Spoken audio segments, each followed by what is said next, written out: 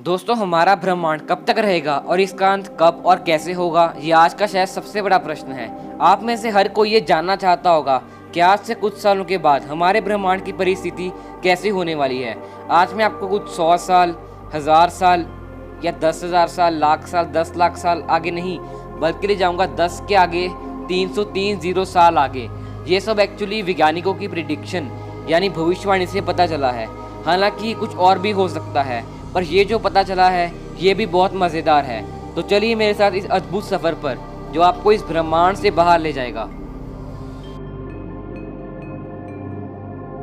आज से 100 करोड़ यानी 1 अरब साल के बाद, जी हाँ, हम डायरेक्ट 1 अरब साल आगे आ गए हैं।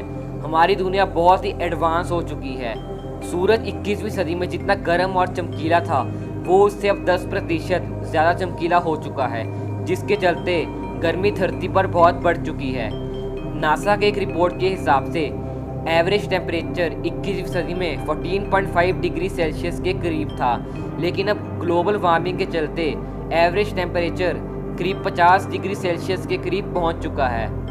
इसकी वार्निंग 21वीं सदी के लोगों को दी गई थी कि ग्लोबल वार्मिंग के चलते ये सब होने वाला है। और अब ओजोन लेयर भी बिल्कुल ख़त्म हो चुकी है।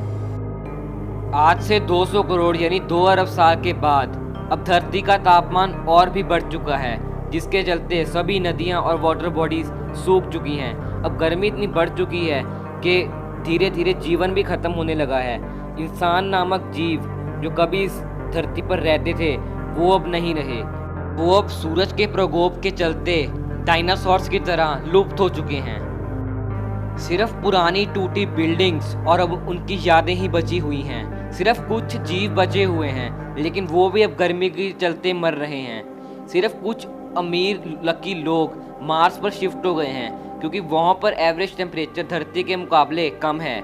लेकिन कुछ हज़ार सालों के अंदर मंगल का तापमान भी इतना बड़ा है कि वो भी अब रहने लायक नहीं रहा।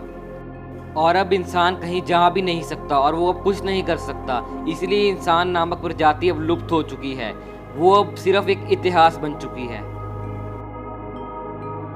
आज से 400 करोड़ यानी 4 अरब साल के बाद हमारी मिल्की वे जो है, उसका पड़ोसी एंड्रोमेडा हमारे बहुत ही नज़दीक आ चुका है। बहुत पहले जब इंसान जिंदा थे यानी 21वीं सदी में, ये करीब हमसे 250 करोड़ लाइट ईयर्स दूर था। और अब तपती हुई वीरान पहाड़ों से भरी धरती से आसमान कुछ ऐसा दिख रहा है। एक बड़ी सी एंड्रोमेडा करीब आ रही है और आखिर में एंड्रोमेडा और मिल्की वे कोलाइड करके एक बड़ी सी आकाशगंगा बन चुकी है। और उसका अब कोई नाम नहीं है, क्योंकि इंसान नामक प्रजाति जो हर चीज़ का नाम दिया करती थी, वो अब लुप्त हो चुकी है। आज से 500 करोड़ यानी 5 अरब साल के बाद गैलेक्सी की टक्कर के चलते हमारे सौरमंडल पर ज़्यादा प्रभाव नहीं पड़ा, क्योंकि ये मिल्की वे गैलेक्सी के अंदर की तरफ है। लेकिन इसके बावजूद हमारा यूनिवर्स ख़त्म होने वाला है। ये अब अपनी आखिरी सांसों पर है, क्योंकि हमारे यूनिवर्स को मेंटेन रखने वाला सूरज अब आउट ऑफ फ्यूल हो चुका है। सारी ऊर्जा ख़त्म होती जा रही है। 21वीं सदी में जब इंसान थे, जितना इसका साइज़ था, वो उससे अब 40% ज़्यादा हो चुका है। और इसका साइज़ धीरे धीरे बढ़ता ही जा रहा है। ये अब एक रेड ड्वार्फ बन चुका है। और अब ये सूरज धरती से कुछ ऐसा दिख रहा है, लाल बेबस मरता हुआ सूरज। लेकिन इसे भी अब देखने वाला कोई नहीं है।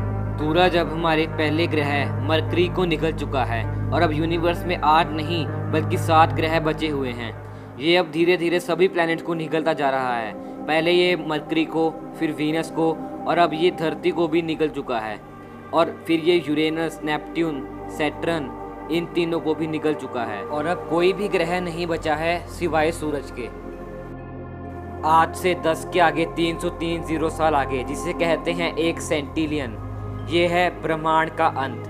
हमारा ब्रह्मांड अब बिल्कुल खाली हो चुका है।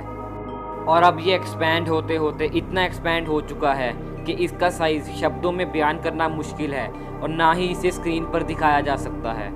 अब इसका साइज़ इतना बढ़ चुका है कि एक बड़ा ब्लैक होल जो सब कुछ को निकल रहा था, वो भी अब रेडिएशन के चलते ख़त्म हो गया है।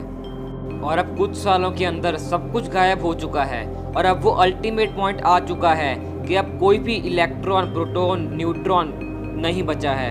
यहाँ तक कि कोई भी ग्रह, तारा, कोई ब्लैक होल भी मौजूद नहीं है। अब कुछ भी मौजूद नहीं है, और ये कुछ भी शब्द है ये भी मौजूद नहीं है, सिवाय इस खाली जगह के बदले, सिवाय इस स्पेस के बदले। स्पेस के अंदर की चीज़ें जन्म लेके मरती हैं, पर स्पेस पहले से ही मरा हुआ है।